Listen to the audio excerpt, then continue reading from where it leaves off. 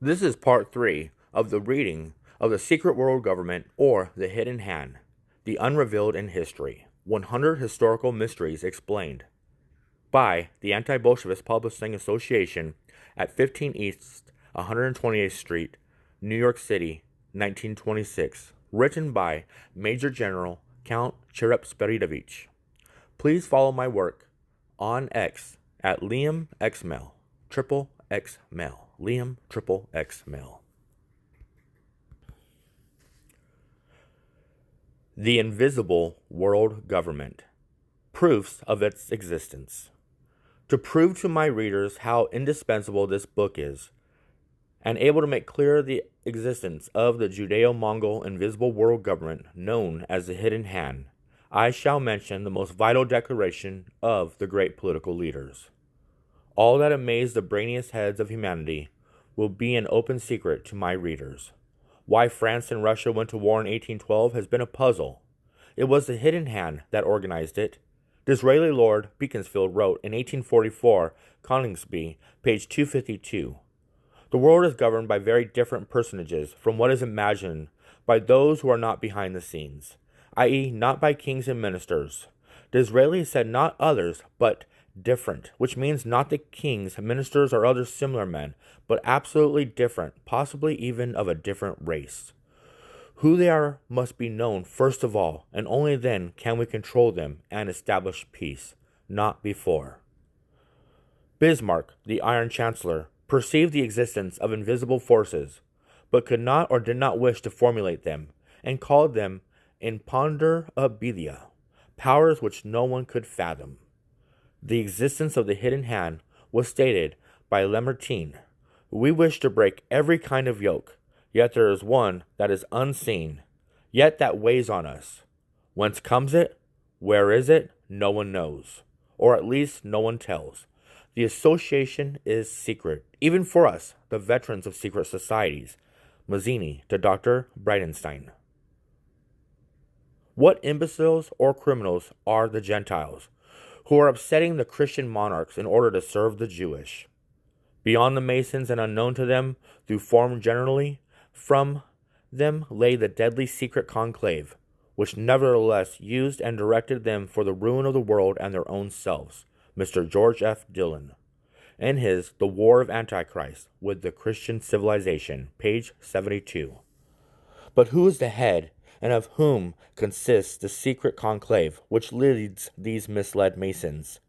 It is the Hidden Hand. The French provinces complain that they had to receive their revolutions by mail from Paris. Robert Mackenzie, in his The 19th Century, the popular revolution was only to camouflage of foreign conspiracies. Saint Just, the terrible companion of Robespierre, the only man of his gang who kept his courage till his head fell under the guillotine.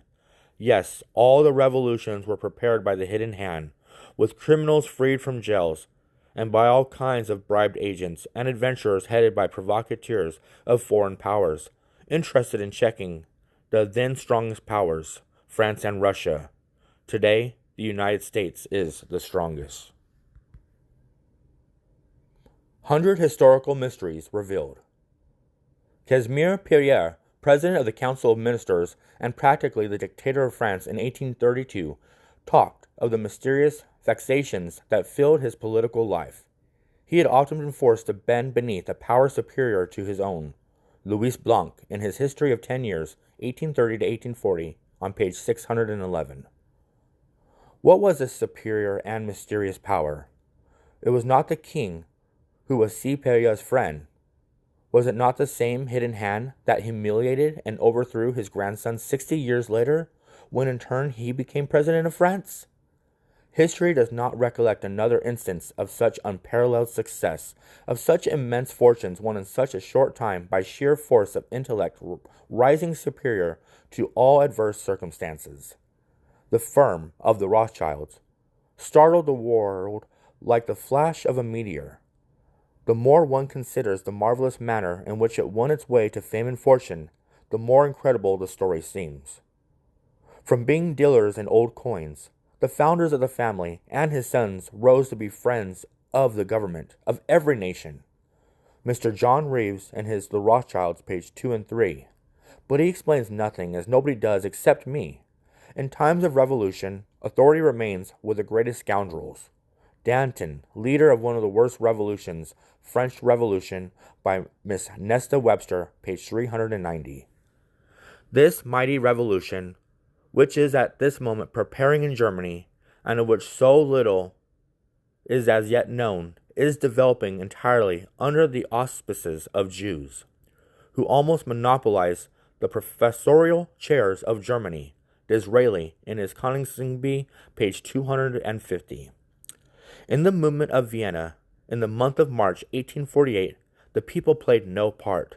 Blaise de Beury, in Germany as it is, page 122. Other than Gambetta, no man has less deserved the high role that the hazard of the popular revolutions made him play. To the misfortune of France, Henry de Traite, Crozon, in his Defense Nationale, see l'Action Française, November 11, 1920. Nothing is left to hazard in the revolutions, and there are no popular revolutions, but all the revolutions of the past, as of the future, also in the United States, are prepared and precipitated by the same hidden hand, unfortunately ignored here. Wherever revolution breaks out, it is managed by the Jews. C.H. Whibley. G. Hannetox, French Minister for Foreign Affairs, confessed that mysterious forces were ruling politicians and muddling the cards of diplomacy. L'Europe at les Balkans. Count A. de Moon, French academician, member of the Chamber of Deputies, after 50 years of study, asked, "What are those mysterious X's which are creating all the events?" Sazonov, the Russian Minister for Foreign Affairs, has stated that many events foretold by me were quite unexpected to the diplomatist, such as the declaration of the First Balkan War. The mystery of 5 great historians. In the Middle Ages, there was the Asapha, or Synod, to unify Jews under Judaism. From the middle of the 16th to the middle of the 18th century, the Wad, or Council of 4 lands, legislated autonomously. Israel Zangwill, in his The Problem of the Jewish Race. What happened in the middle of the 18th century, which made superfluous or which replaced the Wad? The modern social revolutionary movement dates from the middle of the 18th century. Ever since that time, there has been flowing a continuous stream of subversive agitation, assuming many forms, but essentially the same, and ever broadening and deepening until it became a veritable flood which has submerged Russia and which threatened to engulf our civilization. Wrote in 1922, Mr. Lothrop Stoddard in his excellent book, The Revolt Against Civilization. Yes, but what gave such sudden impetus to the forces of unrest? From the end of the 18th century, revolution and war had become, in Western civilization, a kind of inebriating sport, with the governing classes, poets, philosophers, statesmen, journalists, and parties exalted wars and revolts, sometimes both, thanks to extraordinary concourse of favorable circumstances. G. Ferrero, Italy's historian, Chicago Herald, July 30th, 1922. Why did these men drive humanity into an ocean of blood as the Gadarene swine were driven into the sea? The explanation is that murder became the inebriating sport. When the Jews invaded Masonry and became the governing class, the great revolutionary movement began at the end of the 18th century. Miss Nesta Webster, the best British historian, in her famous World Revolution, The Plot Against Civilization. H.G. Wells stated that the mental and moral progress of the human race ended with the 18th century. New York American, July 27, 1924. Bernard Shaw, in a debate with H. Belloc, implied that something enormous happened in 1790, as written in the New York Times. That is why also Reverend J. Roach Stratton of New York rightly stated that we are every day in every way becoming sillier and sillier. But all the above very best Jewish American, Italian, and English historians are all wrong in date. The 5 excellent authors, except Miss Webster, would die from fear rather than reveal this mystery. The great revolutionary movement began between the middle and the end of the 18th century, when in 1770 Amschel Rothschild became the manager of the Landgrave of Hesse-Kassel. Amschel hired all the Milikovs, the Kerenskys, the Lenins, et al. Of the 18th century to start their subversive agitation, just as E. Rothschild hired those of the 20th century in order to stage bloodshed, as was foretold by our Savior. The mysterious X's which create the events. A prophet, Abdul Baha, said certain scorpions and wolves should be kept apart, but he does not say who they are. The limitations of armaments is not peace. The cause of war lie deeper. Mr. Samuel Gompers, Chicago Journal, October 19, 1921. And one very limited bomb could blow up or poison all New York or Chicago, as General W. Mitchell confirmed.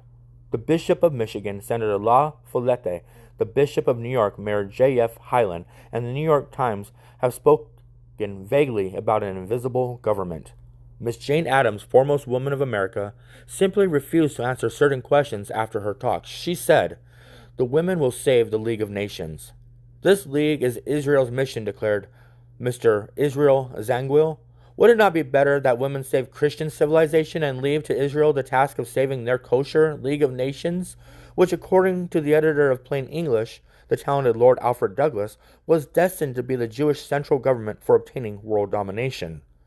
The League of Nations is a Jewish idea. We created it after a fight of 25 years. Nahum Sokolov, Zionist leader, wrote in August 27th of 1922 at the Carlsbad Congress.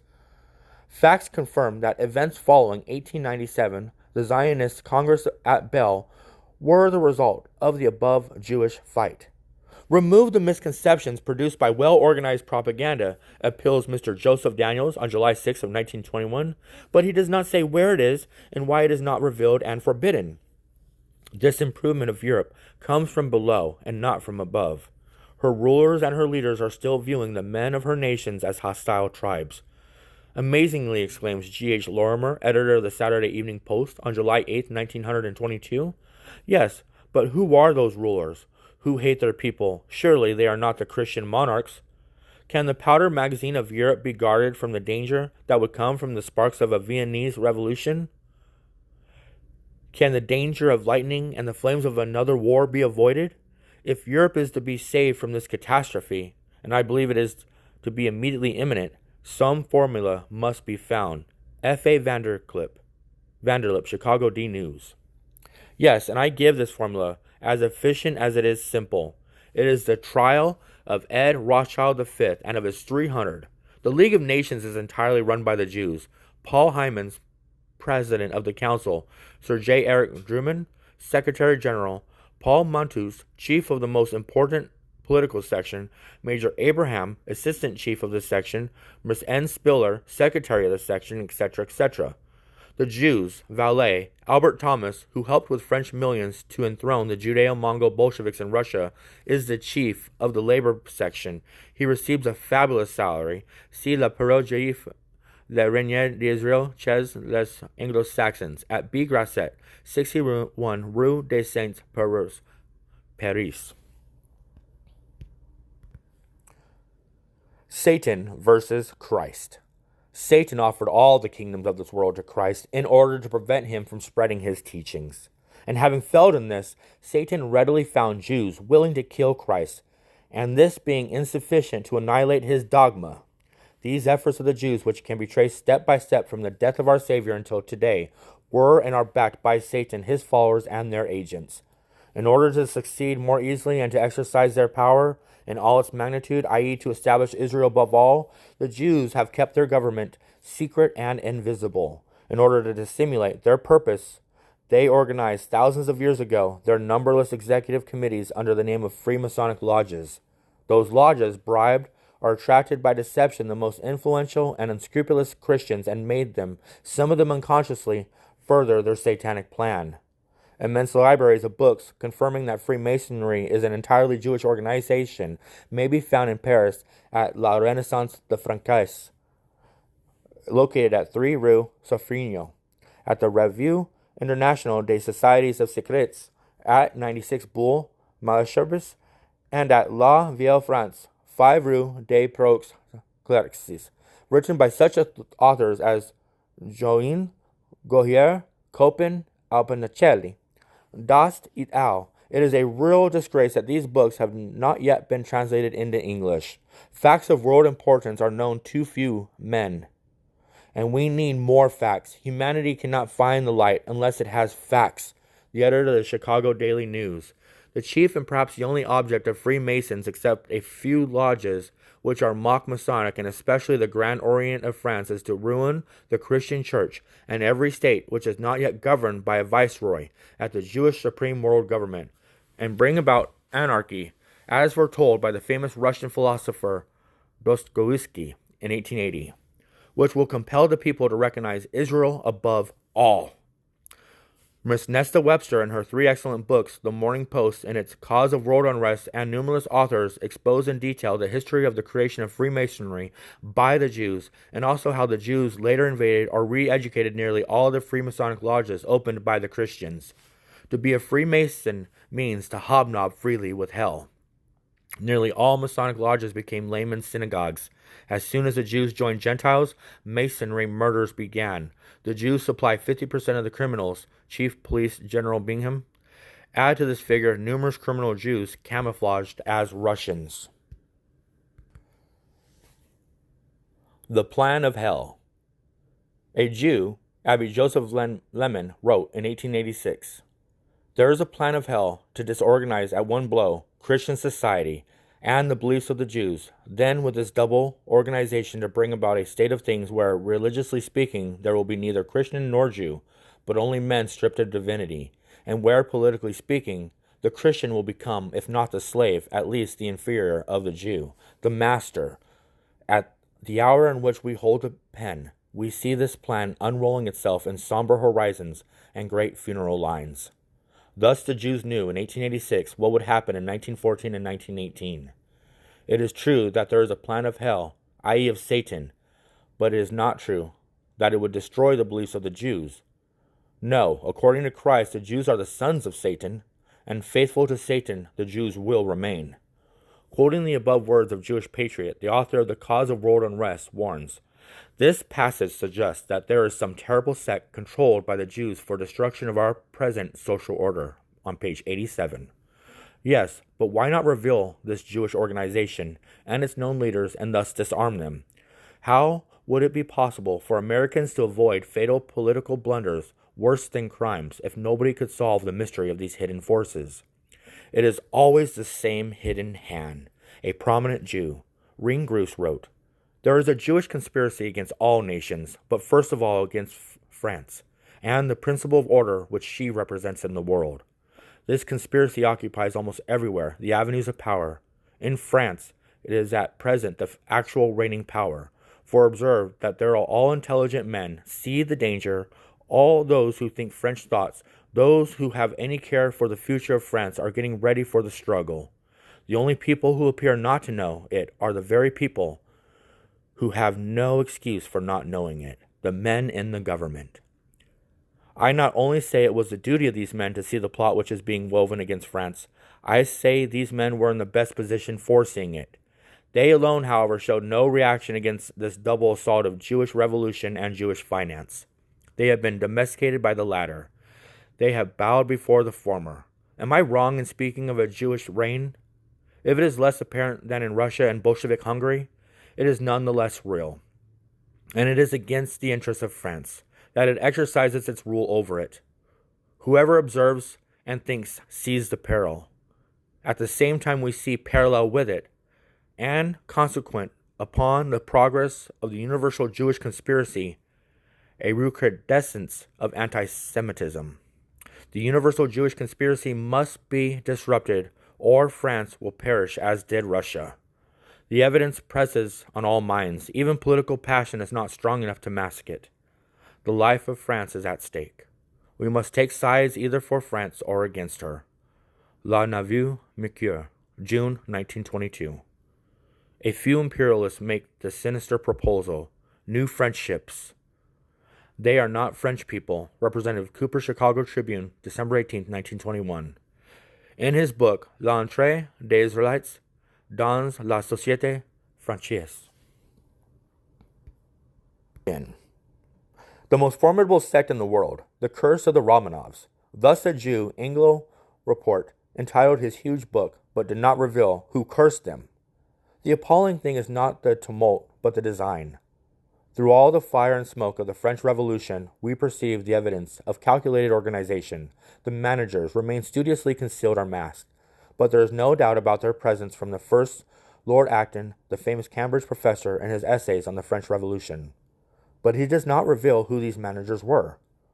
Miss N. Webster suggested several answers, which practically means none, and confessed that she wandered into a blind alley.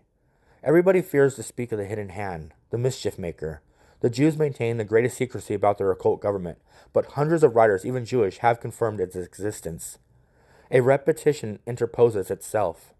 In the Middle Ages, there was the Asapha, or Synod, to unify Jews under Judaism. From the middle of the 16th to the middle of the 18th century, the Waad, or Council of Four Lands, legislated autonomously, testifies Mr. Zangwill in his The Problem of the Jewish Race. The Waad was no longer needed since Rothschild I granted the countries which were formerly ruled by the Waad to his 5 sons. Thus all these mysteries are simply explained. Since the Jews became the governing class, murder became the inebriating sport. Yes, but Christ proclaimed this 2,000 years ago.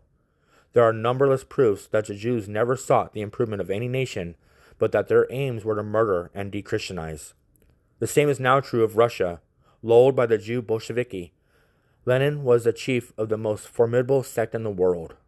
Secretary of War Winston Churchill wrongly declared in the House of Commons on November 5, 1919, "No, it was this sect which chose Lenin and sent him a mere agent, though its ablest, Warburg, gave him $10 million. Lenin, or Ulanov by adoption, originally Zederbaum, a Kalmuk Jew, married a Jewess, and whose children speak Yiddish, is no more. The press assures us women fainted and leaders wept, such as the report published by the press, who purveys such gup to swallow, and what its object. The hidden hand wangles it into our press. The Patriot, January 31st, 1924, Captain A. Proctor.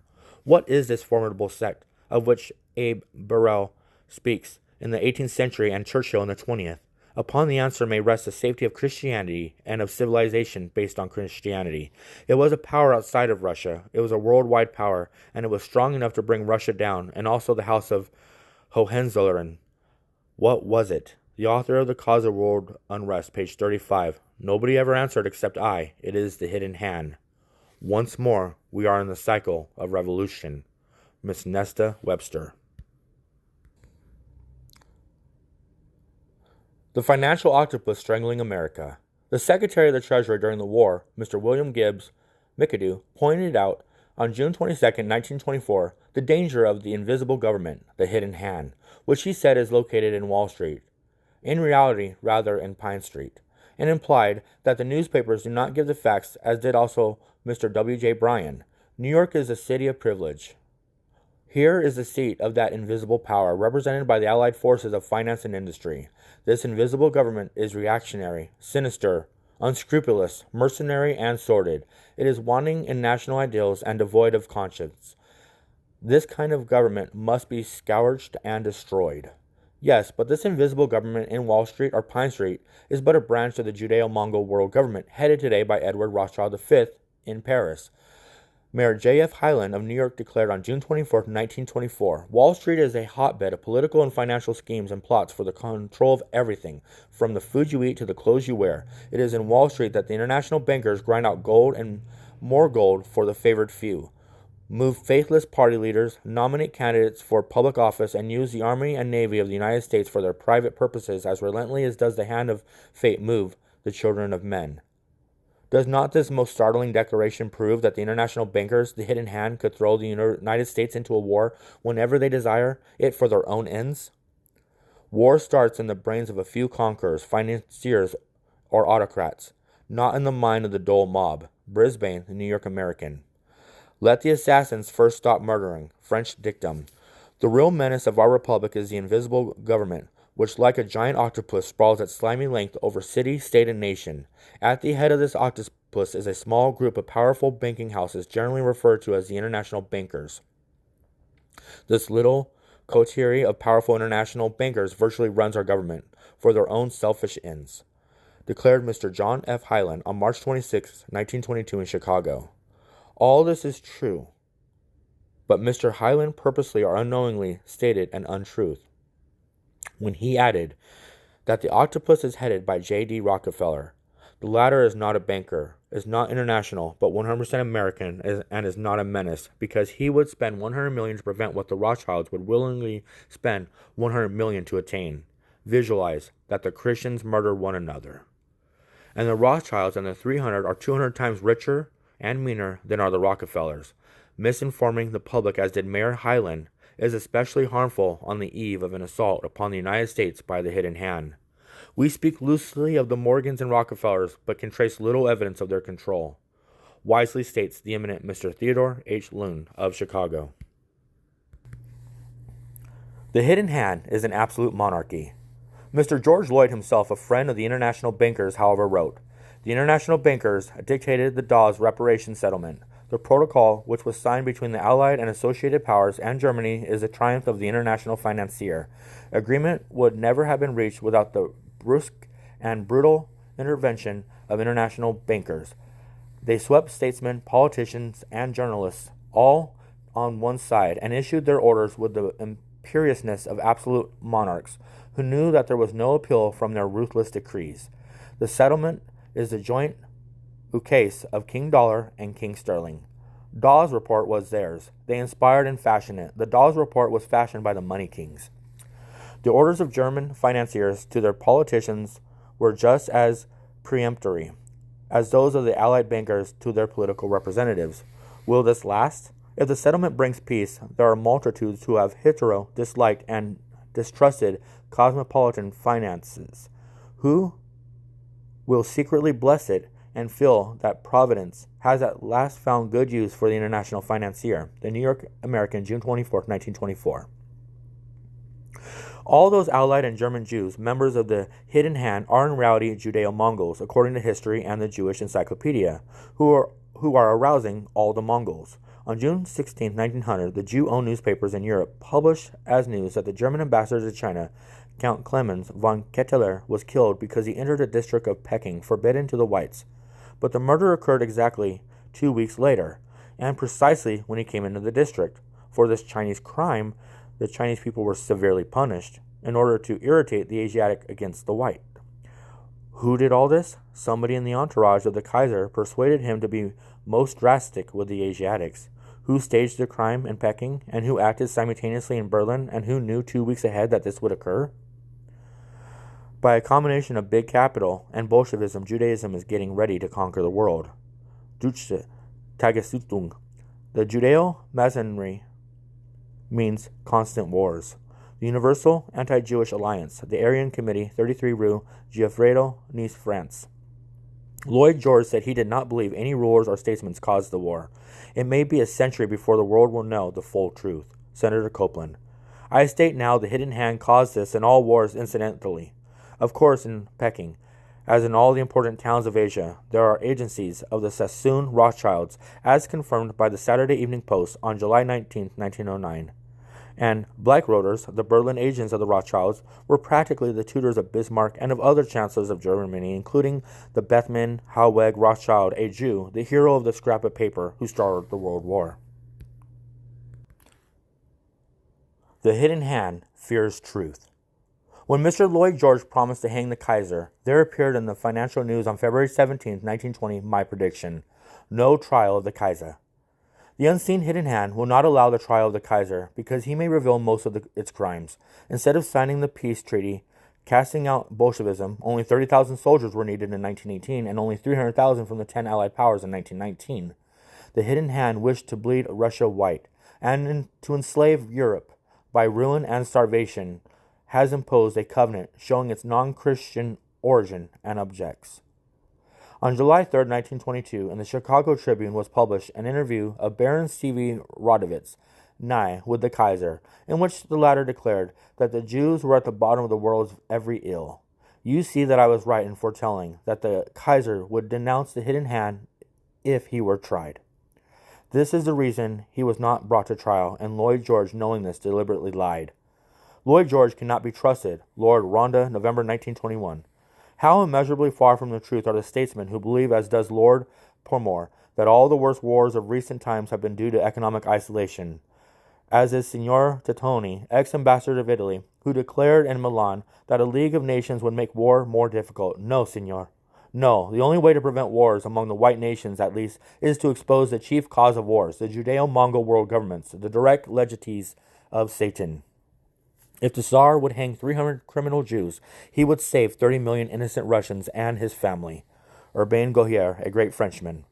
The Jews who surrounded Lloyd George, Wilson, and Clemenceau are to be blamed for having created a Jewish peace, says M.G. Batout, Le Problème Juif, page 38. According to Christ, the Jews are the sons of the devil, who is a man-killer. Therefore, no real peace could be expected from the above statesmen, guided as they were by the Jews. M. Batout wrongly believes that at Paris people were in the entente of two internationals, of gold and of blood. It is like stating that there is an entente between the War and the Navy departments of the United States government. There is constant entente between the two departments of the Judeo-Mongol governments. The international bankers are offering Germany $10 million if she will withhold the note renouncing the war guilt. New York American, September 15, 1924. As Mr. Wilson brought to Paris 117 Jews and 39 Gentiles, mostly valets, I thrice warned Mr. J.W. Davis, the ambassador, that peace could not be signed.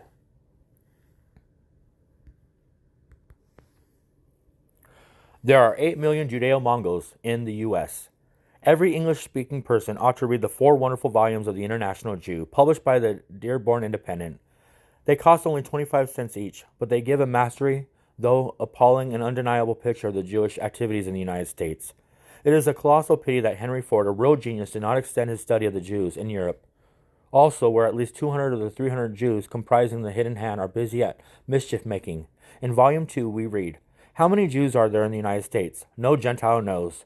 It is with utmost difficulty that even one person can secure permission to enter this country from Germany, Russia, etc. But the Jews from these countries enter by the thousands, unhindered and in utter disregard of the laws. It is like a moving army which, having done duty in Europe for the subjugation of the continent, is now being transferred to America. It took me, a major general of an allied power, and of the most friendly, 30 months of insistent request to secure permission to enter the United States, which I have already visited in 1907 and 1908, where I have a score of very prominent friends, but a visa for a Jew is given almost at once, or a passport is forged. There are nearly 2 million Jews in New York, called Jew York, nearly 3 million more in the United States, and at least 3 million so-called secret or crypto Jews here. This is confirmed by an expert on the Jewish question, Mr. Aristide Tissakinus. If a Jew from England would meet in Lisbon 2 competitors, an English Christian and a Jew from Portugal, he would of course help the Portuguese. Stated Lord Palmerston, former British Prime Minister. The same could be said about the Jews enrolled by the American government as its ministers abroad, where any day they may face the alternative whose interests to defend. America's are those of the Jewish Supreme World Government, and as the latter is now preparing to destroy the United States, the situation of the Jews who represent it will be most difficult. And America will surely be betrayed, if not in every case, at least in many. Lord Palmerston may prove a real prophet. The Jews are in the eyes of the law aliens in the highest degree. Lord Chief Justice of Great Britain, Honorable Coke. Numberless disintegrants are active. Forces of evil driven under cover during the war are re-emerging, issuing from their hiding places in answer to an atmospheric murkiness produced by those whose business it was and who should have known how to keep their air clear. Mr. Edward Price Bell, in the Chicago Daily News of October 1922. He speaks like Rene Groos. Yes, but why not say who are behind the forces of evil? E. Price Bell, like the above-mentioned authors, does not grasp the crime of unrevealed facts, the responsibility of knowledge. We Jews invented the chosen people myth. Dr. Oscar Levy. All mass murders by the hidden hand. The study of history proves indisputably that all the revolts and wars since 1770 were started by the Rothschild Jews, and that revolutions and murders were organized not because the rulers were bad, but because they became too good. It proves that the nobility and the clergy of France were imbued with the most liberal intentions to unanimously grant freedom to the press, to workers, to religions, and to renounce all their privileges, and that the workers should be exempt from taxation. It is proved by the record prior to August 4th, 1789, that all this was granted. But this was not the object of the Jews, and on August 10th, 1792, appeared 82 unknown men who seized the city hall and power. Even Robespierre and Danton did not at once follow them in their manner of mass murdering, and obeyed only later. Thus, everything needful for the French nation was obtained on August 4th, 1789, without any mass bloodshed. Likewise, in Russia, when Alexander II prepared to sign the Constitution, when Stolypin granted the lands to the peasants and wished to nationalize the banks, when Nicholas I practically forbade wars by threatening to fire on the first who fires, and when Alexander I wished to make Christ the supreme leader instead of the monarchs, all those excellent men were murdered, one, by the hidden hand. Remember that the rulers of Russia, Nicholas II, were the most charming and cultivated people in the world, the mirrors of Downing Street. In his Helps for Students of History, G.P. Gooch mentions many of the best-known historians, scientists, and authors who have written about the French Revolution, but all fail to explain how it occurred. Why and how it occurred. This means that having left their readers in ignorance of the causes of past revolutions, they have denied them the knowledge needed to prevent future upheavals, a most grievous omission. There is no doubt that the white race is facing a most terrific world revolution staged by the Judeo-Mongol hidden hand, which may put an end to civilization based on Christianity. The only means of salvation lies in a knowledge of the truth, by spreading this book which reveals all the mysteries. The Order of Illuminati abjured Christianity, patriotism, and loyalty were called narrow-minded prejudices. It intended to root out all religion and ordinary morality, and even to break the bonds of domestic life, by destroying the veneration of marriage vows, and by taking the education of children out of the hands of the parents. Robinson, Proofs of a Conspiracy, page 106. All this has already been accomplished in Russia by the Jew, Bolsheviks, and is now being attempted in the United States. Louis Das, Freemasonry and Terror. The Hidden Hand. Only 300 men, each of whom know all the others, govern the fate of Europe. They elect their successors from their entourage. These German Jews have the means in their hands of putting an end to the form of any state which they find unreasonable. Walter Rathenau, on December 24, 1912. In the Wiener Press. See Plain English, June 11, 1921. The late dictator of Germany declared, like Disraeli, that these 300 are not the visible rulers, because the Tsar of Russia did not know these men.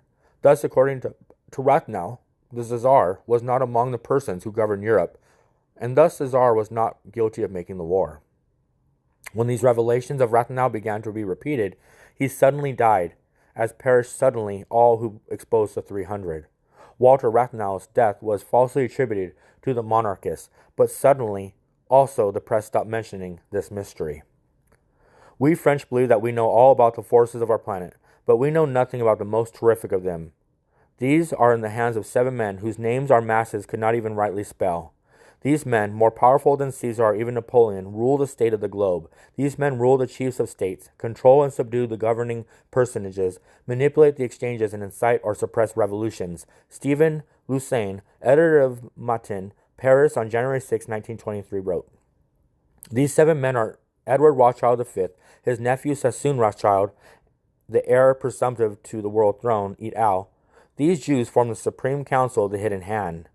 We are 300 men, shouted the conspirators of the French Revolution, when in 1770 a Jew, J. Balsamo Cagliostro, the Rasputin of Queen Marie Antoinette, was adopted as their secret agent. Read Al Dumas near Frankfurt, this den of Rothschild. These and the 300 men of Rathenau were the learned elders of Zion. Since 1770, they have been led by a Rothschild. The phrase master and men is altogether out of date. Indeed, I began to question, who are the masters?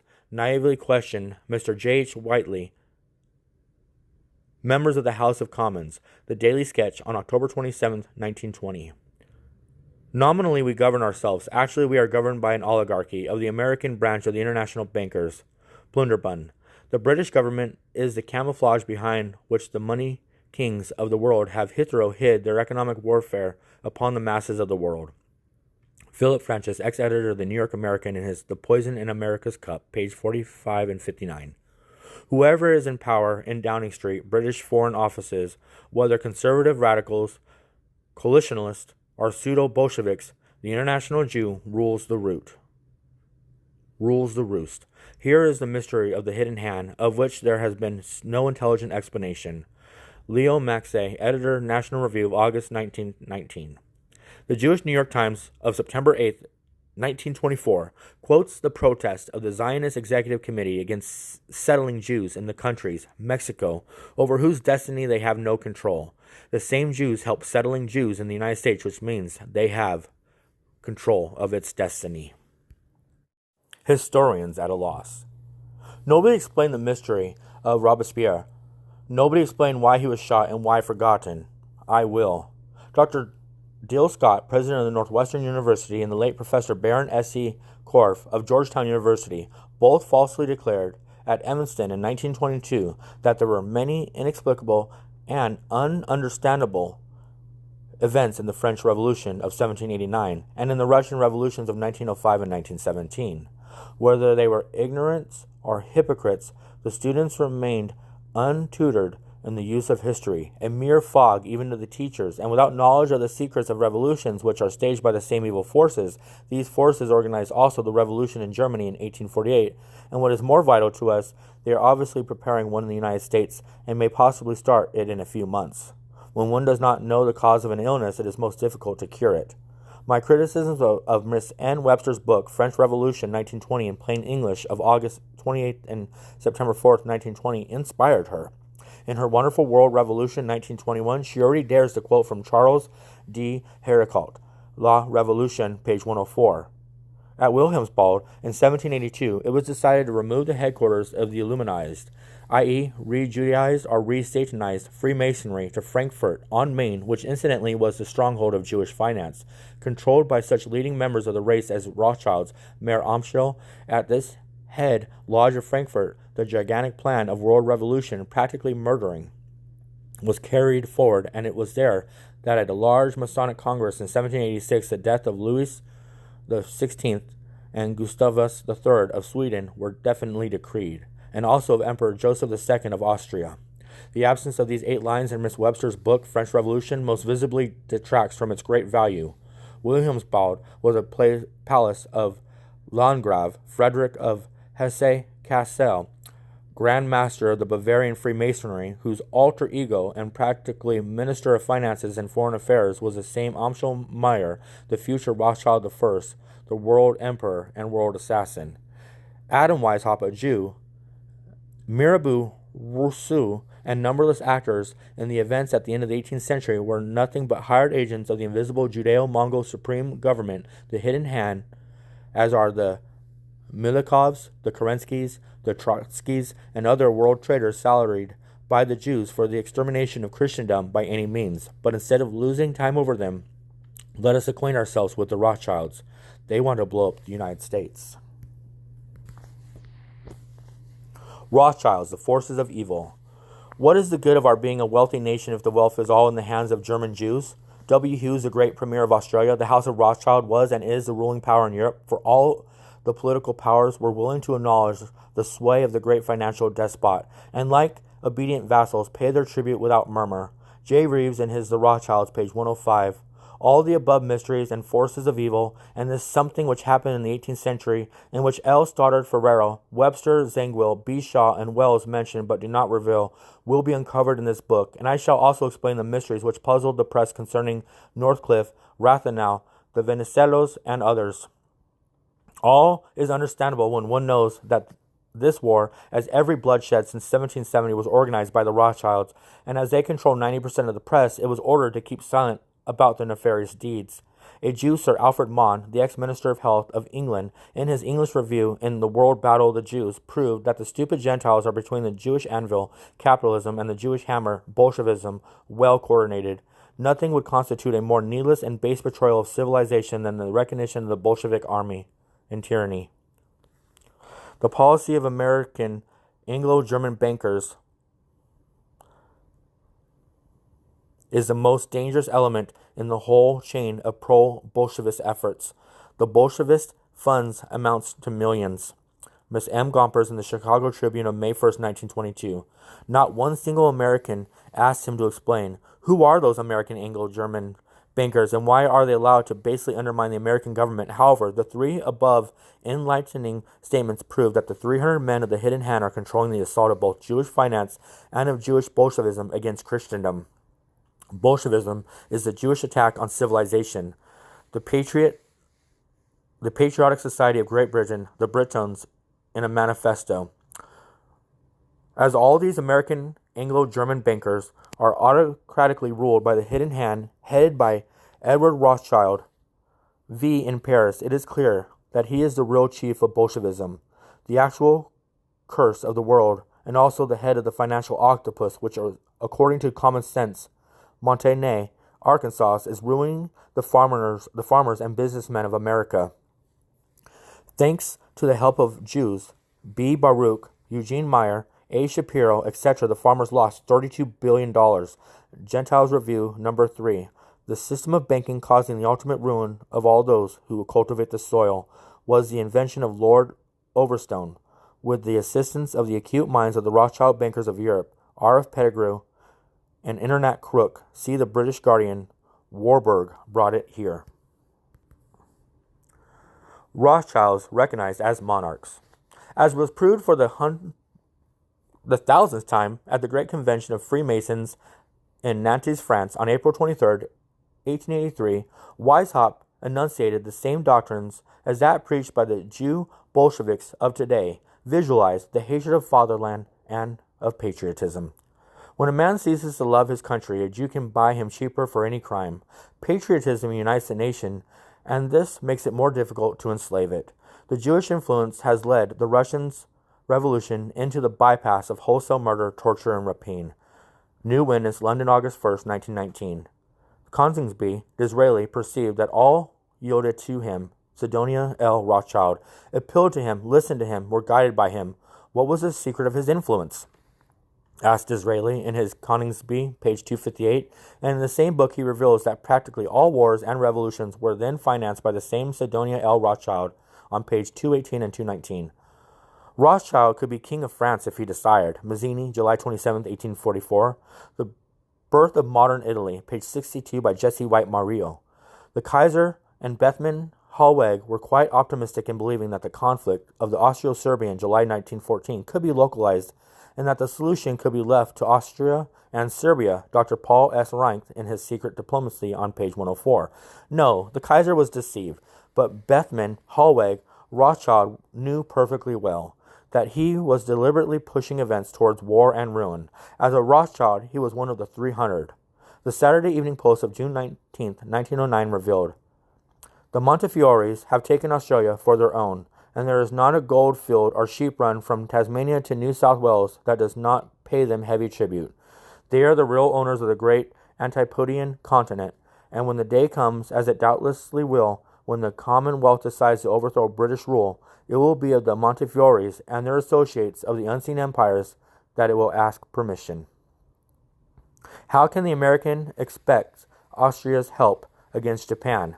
The secret of the Montefiores' power and wealth lies in the marriage of the Abraham Montefiore with Henrietta, daughter of Amschel Rothschild, and in the marriage of his grandson, Lord Anthony Rothschild, with his cousin Montefiore.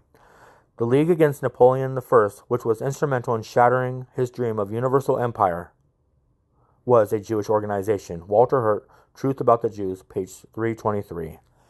The principal loan floaters of the world, the Rothschilds, were later the first railway kings. The period of 1820 onwards becomes the age of the Rothschilds, so that at the middle of the century it was a common dictum. There is only one power in Europe, and that is Rothschild. Professor Werner Sombart in The Jews and Modern Capitalism. Read the Gentiles Review, NN-2-8, in which are revealed the origin of the World War and the mysteries of Bethmann Hollweg Rothschild, of the Crown Prince, and numerous others.